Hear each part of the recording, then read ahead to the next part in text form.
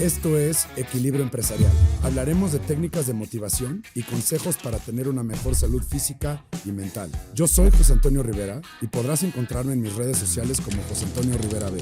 Sígueme porque juntos la vamos a romper. Y si supieran todo lo que hemos leído del Homo sapiens y por qué nos llamamos, o sea, por qué nos convertimos en Homo sapiens. Antes se creía, ya me voy a meter algo, No, es está muy padrísimo, largo. de eso se trata.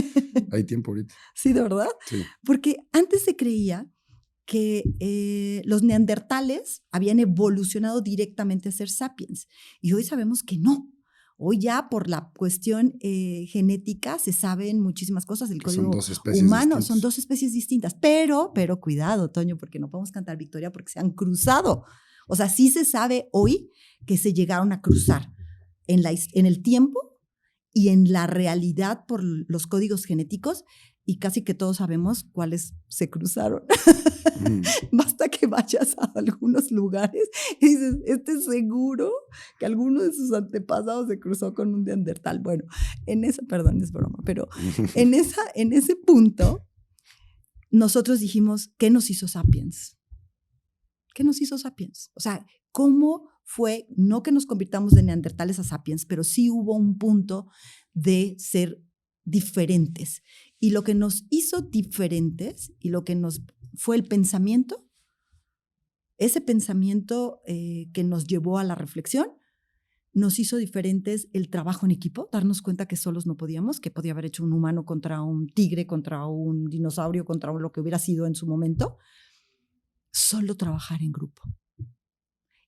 Y este pensamiento de que es la memoria y que con la memoria llevas a la actuación y que además sabes y te merece trabajar en equipo y por lo tanto cuidar, recolectar juntos, todo eso fue lo que nos hizo sapiens. Y se nos ha olvidado, Toño, se nos ha olvidado trabajar en grupo, no dejar atrás a ninguno, estar unidos, no ir en contra unos de otros, es ir unidos siempre. Y por eso la fundación se llama Sapiencia, la sabiduría y la experiencia que se pasaba de una generación a otra, que se transmitía, que los animales lo siguen haciendo. Claro. Y que ahora se nos olvida. Y dejamos a los viejos por ahí arrumbados. Oye, hace 2 semanas o un poquito más, de hecho lo publiqué en las redes, que después, ahorita terminando, vamos a compartir. Hay un estudio padrísimo de la Universidad de Harvard, donde un antropólogo empieza a hablar sobre un cerebro cultural.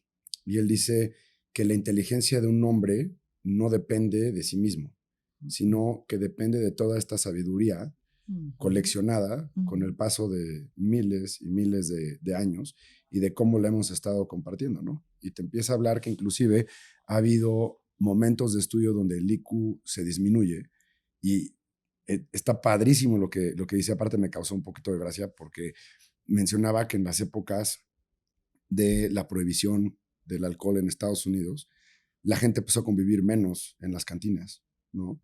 Entonces dejaron de compartir experiencias y el IQ se mantuvo sin crecimiento durante toda esa etapa. Entonces él menciona y dice, no me voy a meter en la teoría de si tomar alcohol está bien o está mal, porque claramente está mal para temas de salud, es prácticamente un veneno, pero la cultura social de compartir todas las experiencias, de cómo lo hicieron cuando se juntaron los indígenas nativos de México o de Norteamérica con las comunidades europeas, ¿no? Ahí es donde se mezclan, pues, bueno, lamentablemente muchos gérmenes, pero también se mezclaron, pues, el desarrollo de armas, de acero, de todas estas cosas que traían los europeos, de cómo vivir en los climas extremos del norte de Europa, con las herbolarias y los códigos legales que ya tenían estos sistemas mayas, ¿no? Incas y aztecas, ¿no? Entonces creo que sí es muy, muy interesante y me encantó el nombre. Y ahora, ¿qué cambios consideras tú? Esto no es un tema político y considero que nunca debería de ser en un podcast, pero ¿qué te has dado cuenta que nuestro sistema necesita de cambio para conservar mejor a nuestros adultos mayores? Aparentemente, el ayudarles económicamente es una solución y sin duda es un paliativo. yo sería la que menos me opondría a esto.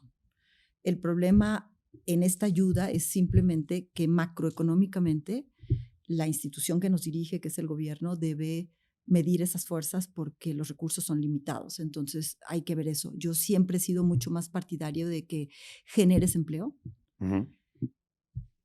Y esa es una primera cosa que tiene que empezar a cambiar, porque no puedes terminar tu vida laboral a los 40 años, como está pasando, que si te quedaste sin empleo ya te cuesta muchísimo trabajo, porque los muchachitos de 30 años o de 20 años, pues te cobran mucho menos, ¿no? Y entonces tú ya terminaste tu vida laboral si te quedas sin trabajo a los 40 años. Esa es de las cosas que tienen que cambiar. Se tiene que pensar en que no es por una condición de una edad específica, sino de un trabajo específico que haya hecho esa persona y que lo mantiene activo. A mí si me dijeras, ¿a quién contratarías? Al de 96 años, pero le pagaría por minuto. Claro. Así de fácil, ¿eh? Le pagaría por minuto de su tiempo. Porque aparte ya es lo que vale eso. Es que es lo que vale eso. Entonces, eso es algo que no estamos viendo en nuestra sociedad. Yo tengo que ir con amigos nuestros, empresarios también, que les digo, fui la primera persona que contrató personas mayores en McDonald's después de un pleito internacional, literalmente, porque no se contrataba, porque la gente, McDonald's es un primer empleo. Entonces, pues obviamente un primer empleo es para gente entre los 16 años y los 22 años, ¿no? Y entonces romper ese esquema fue muy complicado, pero lo logramos y metimos personas de 60 años. De verdad fue increíble, fue increíble.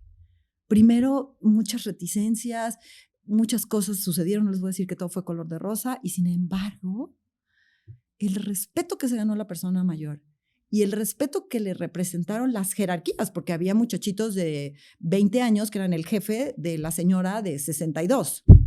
Sí. El respeto mutuo que fue generándose ahí, porque cada vez que se venían a quejar, adáptense. Claro. Vean esto y esto y esto bueno que tiene esta persona. Vean, ¿cuándo te falla esta señora a llegar con las llaves? Nunca. ¿Cuánto te fallan los chavos para llegar con las llaves? Todo el tiempo llegan. ¿Cuánto? O sea, empezarles a hacer ver todos los beneficios que tenía la responsabilidad, todos los beneficios que tenía las ganas de trabajar, las ganas de aprender, las ganas de estar. Y a esta persona adaptarse pues, a los jóvenes, a oír groserías y que no le importara, a ir a sus reventones. O sea, y fue maravilloso. Hay una película increíble de Robert De Niro, ¿no? No, que se fantástica. llama The Intern, Ajá. que Sí, me encanta. increíble, Me encanta. con Anne Hathaway. Cuando eso se logra, es increíble. Y eso es lo primero que yo le diría a nuestra sociedad, a nuestras autoridades, a quien sea. Encontremos esquemas de reflexión de este trabajo realmente. No lo puede hacer una persona de 60 años porque hay muchísimos trabajos que pueden hacer personas de 60 años y más. Muchísimos. Y entonces empiecen a dar esas oportunidades con paciencia y verán.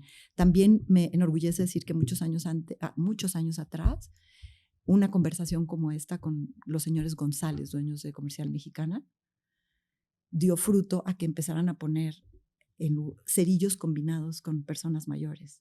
Y yo misma, después de haberlos convencido de esto porque ellos querían ayudar, me quería morir cada vez que estaba en una fila de Comercial Mexicana y veía a una persona, métalo bien, métalo rápido. Y sin embargo, ¿cuántos años llevan y otros supers que ya han logrado meter también a personas mayores como cerillitos en los supers? Y de verdad, ese tipo de cosas, cuando yo veo esos impactos, digo, eso es lo que tenemos que hacer, acercar mucho más la sabiduría y la experiencia a nuestras vidas y a nuestro trabajo y a las oportunidades y a toda la ayuda que se pueda. Y hay un tema ahí súper importante que lo ves en el calor de la chamba día a día, ¿no?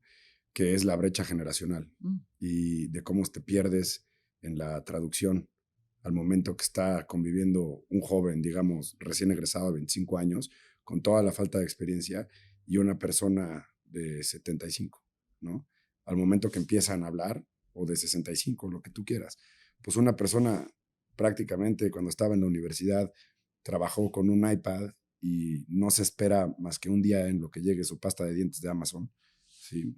Y el otro, pues tenía la paciencia de haber pasado carencias con gobiernos socialistas, como lo fue Echeverría, ¿no? En su tiempo, donde realmente no encontraba las cosas. Entonces, te encuentras con un contraste donde no se comprende ninguno de los dos.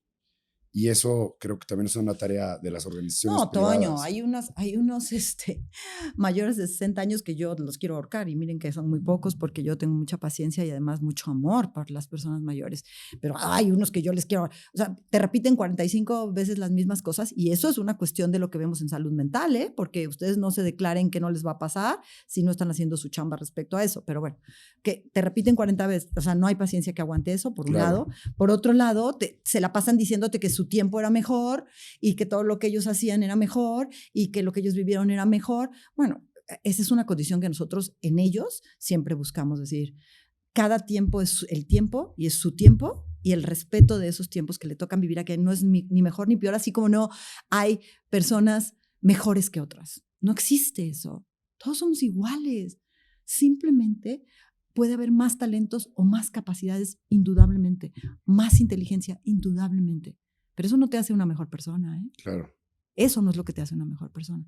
Y tú fuiste dotado de dones y estás en esta vida dotado de esos dones porque veniste solo a ser feliz como misión y aprovechar tus dones que te fueron otorgados, los que sean, al máximo. Claro. Y cuando eso se comprende, se deja de hablar del pasado y se deja de pensar en el futuro y se deja que tenemos que hacer lo que tenemos que hacer en el regalo más hermoso que nos ha dado a todos y que todos los que están escuchando tenemos, que es la vida.